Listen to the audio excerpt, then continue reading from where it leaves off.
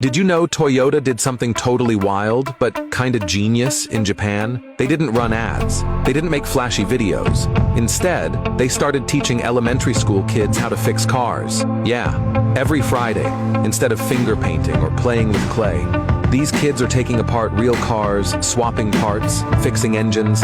They're learning how to diagnose brake issues, understand how an engine works, and they can literally put a tire back on by themselves. It's fun, hands-on, and super practical. By the time they grow up, they'll already know how cars work from the inside out. Some of them might even end up as Toyota engineers one day. On the surface, it looks like a feel-good education project. But let's be real. Isn't this also a smart way to train future employees? So, what do you think? Genius, long-term strategy, or just sneaky brand brainwashing? Drop your thoughts in the comments.